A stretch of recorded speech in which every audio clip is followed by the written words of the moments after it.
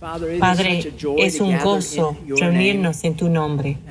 Y recuerdo a mi madre que decía, Tom, somos un pueblo peculiar, que somos un pueblo peculiar y llegamos a ser más y más al mundo así. Y oro esta mañana que nuestros corazones sean abiertos y receptivos al hablarnos. Padre, queremos ser más como ti. O como tú, perdón, entender estos misterios que son revelados en la palabra. Esta mañana te pido que nos des el corazón para entender la verdad de tu palabra y este conocimiento y este entendimiento que tú nos has dado. Oramos por el ministerio de niños al lado de esas pequeñas vidas preciosas. Guíales una vez más hoy. Bueno, en la lección de hoy trataremos con la herejía que afectó a la iglesia durante los primeros 300 años, donde decía que Jesús no era en realidad de carne y sangre, solo era una visión, un producto de la imaginación, un hombre invisible. Y veremos cómo Pablo aborda esta herejía conocida como agnosticismo. En el capítulo 1, después del saludo de Pablo a la iglesia en Colosas, la iglesia que Pablo no había fundado ni visitado, enfatiza que Cristo es el supremo sobre todas las cosas. Y aunque Dios es invisible, aunque Dios es invisible, como dicen los agnósticos, Cristo es visible. Lo dice en verso 1:15. Cristo es la imagen visible del Dios invisible. Es un golpe a los agnósticos. Él ya existía antes de que todas las cosas fueron creadas y es supremo sobre la creación. Y en el verso 26 les dice que como gentiles Dios tiene un mensaje secreto para ellos, que ellos mismos no son invisibles a Dios. La traducción dice, este mensaje... A ver, el otro versículo. Al otro. Ahí está el versículo. Este mensaje se mantuvo en secreto durante siglos y generaciones, pero ahora se dio a conocer al pueblo de Dios. ¿Y cuál es este secreto, este misterio? Es verso 27. Para ellos, Dios usó la palabra... A ver, pues Él quería que su pueblo supiera que las riquezas y la gloria de Cristo también son para ustedes los gentiles, y el secreto es Cristo vive en ustedes. Este les da la seguridad de que participarán de su gloria. Y Pablo usa esta palabra misterio intencionalmente. Esta palabra misterio es en realidad central de lo que escribe Pablo en esta carta. Nuevamente, como trasfondo, se cree que un hombre llamado Epafras era pastor de la iglesia de Colosas y que sin duda fue convertido bajo el ministerio de Pablo. En 1:7, eso apunta a eso. Ustedes se enteraron de la buena noticia por medio de Epafras, nuestro amado colaborador. Él es un fiel servidor de Cristo y nos ayuda en nombre de ustedes. Y así como esta señal encontré es una señal rota, así también la iglesia de Colosas estaba siendo golpeada, como Epafras, su pastor, estaba teniendo problemas en su iglesia, problemas que no podía solucionar, problemas que le pidió a Pablo que afronte. ¿Y cuál era este problema? Bueno, aquí sabemos esto con certeza. Verso 2:4. Luego les digo eso a ustedes para que nadie los engañe con argumentos ingeniosos. Estaban trayendo filosofías, argumentos sutiles. No permita que nadie los atrape con filosofías huecas y disparates elocuentes que nacen del pensamiento humano y de los poderes espirituales de este mundo y no de Cristo. Gente que traía filosofías y vanas sutilezas, disparates elocuentes. ¿Y qué eran estas filosofías? Esta herejía que Pablo estaba tratando. Tenemos dos posibilidades. Primero, el agnosticismo. La palabra gnosis significa tener conocimiento o saber. Sus adherentes se conocen como agnósticos. Los agnósticos afirmaban poseer una verdad mayor y tener acceso a misterios más allá de lo que revelaba la Biblia, misterios abiertos solo a aquellos lo suficientemente inteligentes para entender esos misterios. Ellos enseñaban que estos misterios eran adquiridos a un nivel muy alto de existencia y que como tal ellos se veían como una clase privilegiada, elevada por sobre cualquier otro por su conocimiento superior de la verdad. Y el agnosticismo probaría ser probablemente la herejía más peligrosa que amenazaba a la iglesia primitiva durante los primeros 300 años. 300 años. Entonces es bueno que Dios, por medio de Pablo, trató con esto desde el principio. Creemos que fue escrito en el 62 después de Cristo. Tenían la iglesia el beneficio de esta carta por 250 más años para tratar sobre el agnosticismo. ¿Qué enseñaban los agnósticos? Ellos dividen toda la vida en dos categorías, el espíritu y la materia. Los agnósticos enseñaban que toda materia, todo, cualquier cosa que puedes tocar, ver o sentir es malo. Y que esa materia era eterna y que el universo fue creado con esta materia fallada. Y ellos enseñaban, en contraste, que todo espíritu es bueno. Y como el cuerpo es materia, es inherentemente malo y solo puede hacer lo malo. No importa qué haces con tu cuerpo, aun los más viles y atroces pecados, porque el cuerpo es malo de todas maneras. ¿Qué sentido tiene restringirlo? Y más allá de eso, los agnósticos, decían que la meta de la vida era la gnosis, el conocimiento. Entonces, como el cuerpo es malo y la meta de la vida es conocimiento, decían que debían explorar todas las posibilidades de la vida, la gama completa, participando en y profundizando en lo hondo del mal, la depravación, porque era parte de el descubrimiento, la gama completa de conocimiento. Y en realidad no hay nada nuevo bajo el cielo. Esa era la meta del rey Salomón en la vida, en los años apóstatas de él. En Eclesiastés 1:12 dice claramente: yo, el maestro, fui rey de Israel y viví en Jerusalén. Me dediqué a buscar el entendimiento y a investigar, o sea, en griego sería gnosis, y investigar con sabiduría todo lo que se hace debajo del cielo. En el otro capítulo 2, me dije, vamos, probemos los placeres, busquemos las cosas buenas de la vida, pero descubrí que esto también carecía de sentido. Y de verso 3, sigue Salomón, después de mucho de pensarlo bien, decidí alegrarme con vino. Y mientras seguía buscando sabiduría, me aferré a la insensatez. Así traté de experimentar la única felicidad que la mayoría de la gente encuentra en su corto paso por este mundo. Verso 4. También traté de encontrar sentido a la vida edificándome enormes mansiones y plantando hermosos viñedos. Verso 10 dice esto: todo lo que quise lo hice mío. No me negué ningún placer hasta descubrí que me daba...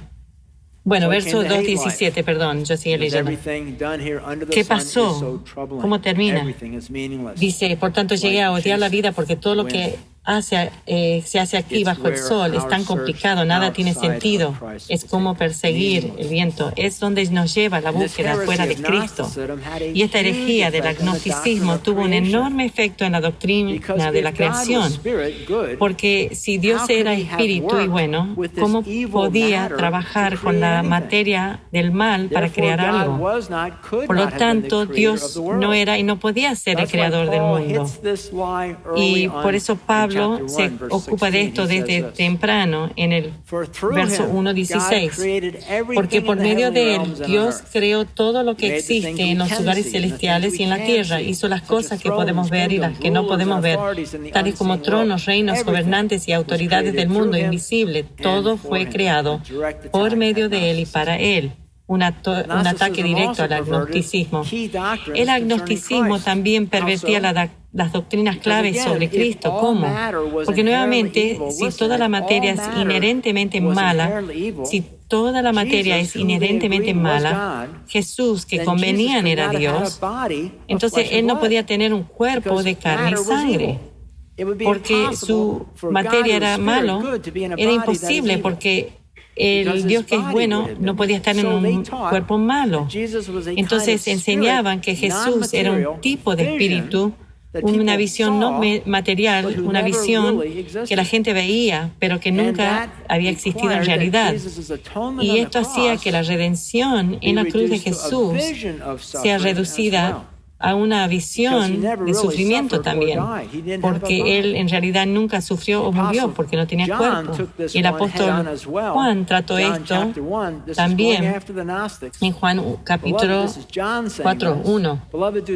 Juan dice esto: queridos amigos, no les crean a todos los que afirman hablar de parte del Espíritu. Pónganlos a prueba para averiguar si el Espíritu tiene realmente proviene de Dios, porque hay muchos falsos profetas. En esta manera sabremos si tienen el Espíritu de Dios. Si una persona afirma ser profeta, reconoce que Jesucristo vino en cuerpo humano, y la persona que tiene el Espíritu de Dios. Pero si alguien afirma ser profeta y no reconoce la verdad acerca de Jesús, aquella persona no es de Dios. Tal persona tiene espíritu del anticristo, del cual ustedes oyeron que viene al mundo.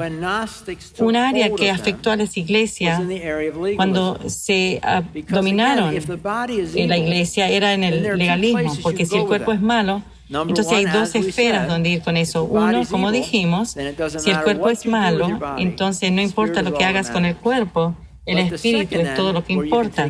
O segundo, podemos buscarlo como polo opuesto.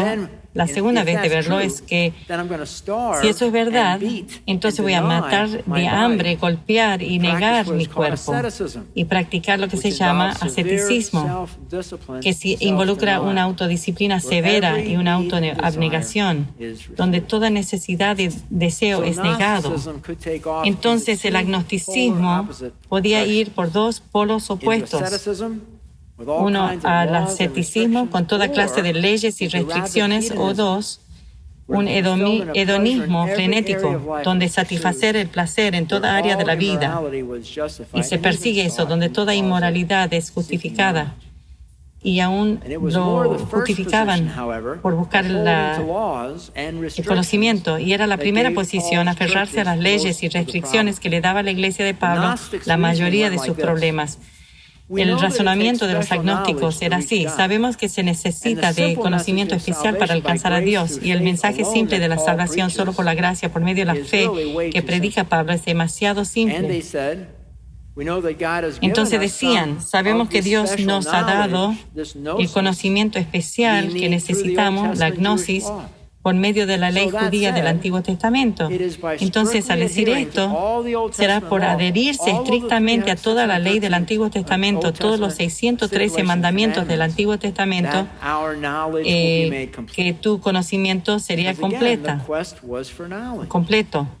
porque era la búsqueda del conocimiento. El resultado del agnosticismo era que había una atracción extraña al agnosticismo para los judíos que se habían convertido al cristianismo. Piensen en la ley del Antiguo Testamento. El judaísmo es muy complicado, el cristianismo demasiado simple. Y para estos legalistas de antes, el agnosticismo encajaba mejor. Anteriormente dije que el agnosticismo era una de dos posibles herejías que había hundido sus tentáculos en la iglesia de Colosas. La segunda posibilidad era un poco menos filosóficamente reconocido, y era una amenaza del judaísmo que demandaba que los gentiles se hagan judíos circuncidados antes de convertirse en cristianos y luego adherirse a todas las leyes del Antiguo Testamento. Les cuento esto porque si hacen estudios sobre esto van a ver que gente toma distintas posiciones, agnosticismo o judaísmo. Pero el problema afectando a la iglesia de Colosas era el agnosticismo o el judaísmo. Y la solución es, de última, la misma, la supremacía de Cristo y la cruz. Y con eso como trasfondo, veamos cómo Pablo trata a estos herejes que estaban tratando de infiltrarse a las iglesias de la región. Colosenses 2:1. Quiero que sepan cuánta angustia he sufrido por ustedes y por la iglesia en la Odisea y por muchos otros creyentes que nunca me conocieron personalmente. Pablo reconoce que no conoce a muchos de ellos y sin embargo, él lucha por ellos. La Nueva Traducción Viviente dice siente angustia por ellos. La palabra en griego quiere decir al combate o la competencia, luchas y esfuerzo como en los Juegos Públicos. Piensa en los Juegos Olímpicos. Originalmente, se originaron en el 776 a.C. La tarea, ellos conocían bien estos juegos y demostraba la agonizante tarea involucrada en obtener la victoria en esos juegos. Él agonizaba, se angustiaba por ellos. Verso 2 es hermoso, absolutamente hermoso. Antes de que Pablo pinte lo feo en el lienzo, primero pinta lo hermoso y nos cuenta lo que es su oración para estas personas en Colosas. Y durante los últimos 20 años, estos dos versículos han sido mis versículos. Mi esperanza. Quiero que los hermosos versículos, quiero que ellos cobren ánimo y estén bien unidos con fuertes lazos de amor. Quiero que tengan la plena confianza de que entienden el misterioso plan de Dios, que es Cristo mismo. En Él están escondidos, en Cristo escondidos todos los tesoros de la sabiduría y el conocimiento. Voy a leerlo de nuevo porque es tan hermoso. Es mi oración para ti y ha sido por 20 años. Quiero que ustedes cobren ánimo, estén bien unidos con fuertes lazos de amor. Quiero que tengas la plena confianza de que entiendes el misterioso plan de Dios, que es Cristo mismo. En Él, en Cristo, están escondidos todos los tesoros de la sabiduría y el conocimiento. Pablo dice, quiero que estén unidos con lazos fuertes de amor. Para mí esto es un amor bondadoso, un amor amable, un amor paciente, un amor lento para ofenderse, un amor rápido en perdonar, un amor rápido en aceptar a los extraños. El amor es un requisito importante para cada iglesia. Otto Konek, un misionero en Papúa Nueva Guinea, se preguntó que muchas veces los misioneros volvían de las granjas donde habían visto milagros y demostraciones de Dios y se preguntaban por qué no podían llevar eso a Estados Unidos, por qué era diferente ahí. Es una buena pregunta. Y esto es lo que él dijo. En una cultura, una tierra donde no hay presencia cristiana, Dios usa la segunda herramienta mejor, los milagros. En una nación donde hay presencia cristiana, Él usa la herramienta mejor, que es el amor. Juan 13:35 dice esto: el amor que tengan unos por otros será la prueba ante el mundo de que son mis discípulos. Escuchen. Nuestro amor el uno por el otro es la prueba principal de Dios a todos. En la nueva traducción dice al mundo. Es el argumento que nosotros seguimos a Jesús. Y Jesús dijo que esta unidad y el amor que tenemos unos por otros, escuchen, ese amor convencerá al mundo que el único verdadero Dios envió y encomendó a su Hijo Jesús. Juan 17:21 dice esto, escuchen, Jesús diciendo en su oración, te pido que todos sean uno, como tú y yo somos uno, es decir, como tú estás en mí, Padre, y yo en ti, escuchen, y que ellos estén en nosotros, para que el mundo crea que tú me enviaste. La Biblia nos dice que esa es la principal y mejor testimonio que Dios tiene para el mundo inconverso, validando la verdad del Evangelio que nosotros proclamamos. Y es el amor que tenemos uno por otro. Pero en una cultura o sociedad donde no hay presencia cristiana, Dios cambia la segunda mejor herramienta, que son los milagros. Y puedo probarte eso, que eso es verdad. Si tú crees por tu crianza que todo matrimonio es un engaño, una mentira, un desastre, ¿cuál de las siguientes dos cosas te convencería de lo contrario? En primer caso, vivir como huésped en un hogar de una pareja cristiana dedicada y amorosa por un año y observas eso. Sería la primera opción. La segunda opción, observas a un esposo como Moisés que hace aparecer ranas, langostas y moscas con una orden en la cocina de su esposa. ¿Cuál de esas dos va a convencerte que el amor en un matrimonio es genuino y real? Los milagros no tocan eso.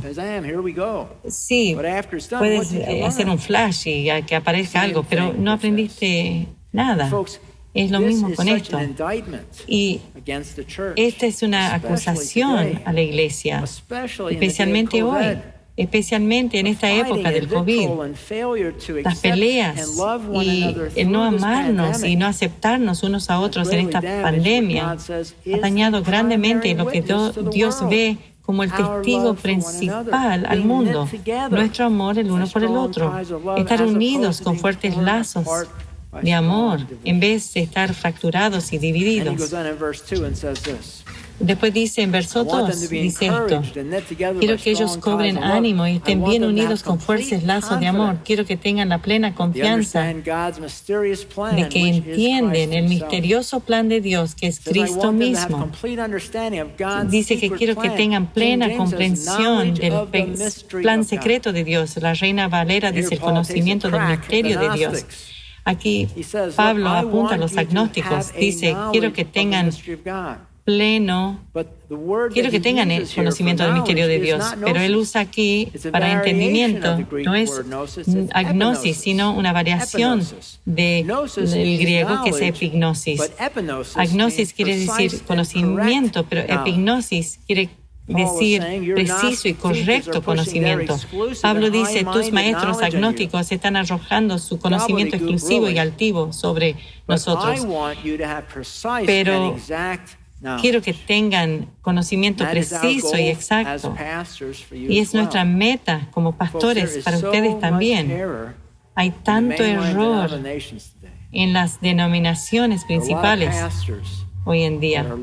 Muchos de ellos, muchos pastores, guían mal a su rebaño. Me siento como Pablo, preocupado porque caigan ustedes con los falsos maestros y falsa doctrina. Escribió esto Pablo en Hechos. Sé que después de mi salida vendrán en medio de ustedes falsos maestros como lobos rapaces y no perdonarán al rebaño. Incluso algunos hombres de su propio grupo se levantarán y distorsionarán la verdad para poder juntar seguidores. Cuidado, recuerden los 3 años que pasé con ustedes de día y de noche con mi constante atención y cuidado, así como mis muchas lágrimas por cada uno de ustedes. Hay un cuadro de Pablo que está abrazando a alguien. Chuck Smith, fundador de Calvary Chapel, es un hombre tan cálido y amoroso. Y un joven que empezó con él estaba con Chuck en el campus cuando Calvary empezó y vio a Chuck llevar un hombre y echarlo de la congregación. Y este hombre nunca había visto a Chuck hacer algo así. Y el lunes en la mañana en la oficina le dijo a Chuck, ¿qué pasó? ¿Qué hiciste eso al hombre? Dijo, ese hombre era un lobo, un falso maestro, un lobo rapaz. Y estaba descarriando a las ovejas. Entonces, un pastor entiende qué hacen esos falsos maestros y qué está a la raíz, al centro del real misterio, del real epignosis, el conocimiento preciso y correcto. Verso 2 nos dice, quiero que ellos cobren ánimo y estén bien unidos. La segunda parte, que entiendan el misterioso plan de Dios, que es Cristo mismo. Cristo no solo es el centro del plan misterioso de Dios, sino Jesucristo es la totalidad del plan misterioso de Dios. De hecho, verso 3 sigue diciendo, en Él, en Cristo, están escondidos todos los tesoros de la sabiduría y el conocimiento. Wow. Y este es el llamado que nosotros como pastores, como maestros, tenemos sobre nuestras vidas, de enseñar la palabra de Dios capítulo por capítulo y versículo por versículo para ayudar a llevarte al punto de una plena y absoluta confianza en Cristo por la palabra de Dios y quién Él es y qué Él dice de ti. Qué honor poder abrir su palabra y explicar los misterios de Cristo. Siempre consideré 1 Corintios 4 como el mandato y el encargo de los pastores de Calvary. 1 Corintios 1, 4:1. Así que Apolos y a mí, considerémonos como simples siervos de Cristo, a quienes se nos encargó la tarea de explicar los misterios de Dios. Eso es lo que hace la palabra de Dios. Y considera las increíbles implicaciones en el verso 3. En Él están escondidos todos los tesoros de la sabiduría y el conocimiento. En Él están escondidos todos los tesoros de la sabiduría y el conocimiento. Escondidos. Quiere decir que tienes que descubrirlos, taparlos, explorarlos, probarlos por ti mismo. Mi primer mentor era un pastor de EC que se llamaba Russ. Y él me dijo que en su Biblia, y me mostró que en las márgenes de la Biblia ponía al lado las promesas, probado y demostrado verdad. Entonces él los probaba y después ponía que eran verdad. Tienes que explorar eso, destaparlo y descubrirlo. Malaquías dice, pruébanme. Dice, a ver si no abriré. Cuando yo tenía 30 años, yo estaba deprimido y quería suicidarme. Había hecho todo a mi manera y nada, no sentía nada. Una noche Dios cambió todo. Fue una entrega total, y con eso Él me dio un hambre por este libro. Y me acuerdo que al leer esto, nueva verdad empezaba a entrar a mi mente, y las viejas mentiras que yo creía de mí mismo y del sistema del mundo, y las mentiras que tenían que ver con la finanza y el negocio, reveló la verdad este libro. Y recuerdo que pensé, cada domingo, cada pastor, cada maestro de escuela dominical debe tomar este libro y levantarlo y decir, este libro me cambió la vida, y lo hará, cambiará tu vida. Y amigos, esa es la verdad. Este libro me cambió la vida. Este libro cambiará tu vida, pero tienes que explorarla, probarla, destaparla y pasar tiempo en ella. Pero si lo haces, descubrirás que en Cristo y solo en Cristo están todos los tesoros del conocimiento y de la sabiduría. Quiere decir todas las cosas, toda sabiduría y conocimiento. Sabiduría en griego es Sofía, es pleno conocimiento. Inteligencia es un conocimiento que pertenece al hombre y a Dios. Y el conocimiento, agnosis, quiere decir conocimiento, saber, inteligencia general. Entonces Pablo dice, escuchen Colosenses, si quieren agnosis, si quieren el conocimiento, aquí está, verso 3. En Cristo están escondidos todos los tesoros de la sabiduría y el conocimiento. ¿Y por qué Pablo escribe esta carta a los Colosenses? Verso 4. Les digo esto a ustedes para que nadie los engañe con argumentos ingeniosos. Vamos a ver estos argumentos persuasivos, ingeniosos, la semana que viene. No te quieres perder la semana que viene. ¿Cómo se aplica la lección de hoy a mí? ¿Sabes? No hay nada nuevo bajo el sol. Por 300 años, los agnósticos atraían a los creyentes por su falta de discreción o discernimiento y les ofrecían conocimiento secreto, cosas que otros no conocían, pero podían. Amigos, para alguien que desea vender conocimiento secreto, el Internet es un sueño hecho realidad. Entonces, te quiero decir que tengas cuidado de los maestros que dicen cosas por el Internet, que te ofrecen cosas interesantes y muy importantes que nunca antes habías sabido, que contradicen el cristianismo ortodoxo. Se ha dicho que si es verdad, no es nuevo, y si es nuevo, no es verdad. No estamos a 2000 años de cristianismo para descubrir algo nuevo que no se descubrió antes. Si es verdad, ya hubiera sido descubierto. Pero si es verdad, no es nuevo. Si es nuevo, no es verdad. De acuerdo a la hermenéutica, puedes vivir con este principio. Debes vivir. Si tú tienes dudas o aún preguntas en cuanto a estas cosas, mándanos un correo o llámanos a los pastores, porque nosotros tenemos la responsabilidad de proteger de los lobos a este rebaño. La segunda aplicación es la supremacía, la suficiencia y el perfecto e inmensurable valor y significado de Cristo. Y Cristo con nada más agregado. Quiere decir que cuando tienes a Cristo, tienes todo. Cuando un niño de 6 o 7 años acepta a Cristo y dicen, Jesús, perdóname mis pecados, quiero que seas mi Salvador. Eso es maravilloso. Pero lo que pienso ahora es que pienso en Él. No tienes idea dónde vas. No tienes idea del potencial que tu vida tiene en Cristo. No tienes idea a quién invitaste. Acabas de invitar a tu vida. Es cuando hago matrimonios, casamientos, y hago los votos en enfermedad y en salud.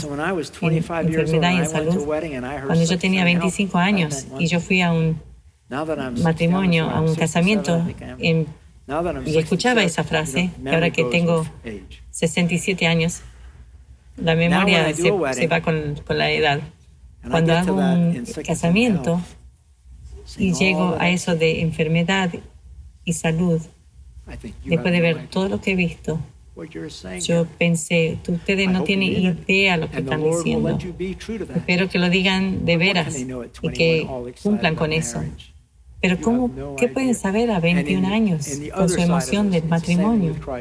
Y el otro lado de eso, lo mismo en Cristo. Cuando ese pequeño niño dice, entra a Cristo, no tienen idea de lo que están haciendo. Esto no es una exageración, algo que es más allá de los hechos. Este es el caso. Estos son los hechos que trascienden la representación que se hace en verso 2. Cuando recibiste a Cristo como tu Señor y Salvador, no tienes idea, nadie todavía no tiene idea de la excedente del valor inmensurable de Cristo. He compartido esta historia antes. Esto va con este verso en la Biblia. Una historia real de un hombre en Inglaterra, uno de los más ricos hombres durante la Segunda Guerra Mundial. Su hijo peleó en la guerra y murió en la guerra. Y estaban sin hijos. Muy, muy ricos esta pareja. La esposa murió y después el esposo. Y lo que todos decían era dónde se iba a ir toda esta riqueza. En cuanto al testamento, tenían casas y mansiones y también tenían una colección de arte muy, muy cara. Entonces los términos del testamento decía que vayan a rematar toda esta arte y catalogaron todo, y como tenían tanto valor esta arte, muchos compradores de museos y ricos venían a ver el arte y estaba llena la casa. Y la primera pintura que se remató era de una pintura de un artista desconocido, y era el cuadro del hijo. Era el cuadro que estaba sobre la chimenea porque era su hijo preferido, querido, y todos estos compradores no le veían valor, era un artista sin valor, y nadie ni siquiera hicieron una oferta, pero un sirviente de esa casa que estaba ahí ese día y vio esta pintura que nadie le importaba y pensó que esto era tan horrible que la pintura que más significaba para mi amo era el que más despreciaban. Entonces él hizo una oferta y compró esa arte. El rematador se puso a un lado y llegó el abogado y dijo, tengo que leer lo que sigue del testamento. Estos son los términos. Cualquiera que compra el cuadro de mi hijo recibe todo lo demás. Aquel es una historia verdad, el que compra ese cuadro, lo que me gusta ese cuadro. Eso mismo con Jesús. Cuando tú recibes a Jesús, tú recibes todo. Tú no tienes idea. Ninguno de nosotros lo tenemos. Él es totalmente suficiente, más que suficiente. Nunca necesitarás nada fuera de Jesús. Todo tiene que ver con Jesús. Y Jesús tiene que ver con el amor. Jesús es todo. Mantenga eso en su mente siempre, que todo tiene que ver con Jesús. Y Jesús tiene que ver todo con el amor. Todo con el amor. Oremos en oración. Padre, te damos gracias por la verdad de tu palabra. Te damos gracias por la suficiencia de Cristo. El inmensurable valor que hay en Jesús y en la relación con Él. Y pido, Padre Dios, que siempre recordemos que no tenemos dónde más que ir, no tenemos dónde ir, ni necesitamos ir sino a Jesús. Y escuchen, si están aquí esta mañana y están escuchando en la radio o están viendo por internet y nunca aceptaste a Cristo como tu Señor y Salvador, tú no tienes idea del mundo que Él quiere llevarte con Él. Tú dices, solo necesito entender más antes de creer, pero la Biblia dice que sucede al revés, que crees primero y después entiendes. Y eso tiene sentido porque recibimos el Espíritu Santo después de creer. Él es el que nos enseña. Tú crees, tú tomas ese salto de fe y después entenderás. Si quieres hacer eso esta mañana, te invito a hacer esta oración en tu corazón. Padre, admito que he pecado y que he cometido tantos errores y te pido que me perdones. Y recibo a Cristo, su muerte en la cruz, como el pago por mis pecados, su muerte, para que yo pueda tener vida eterna. Gracias, Jesús, por amarme tanto, que morirías por mí.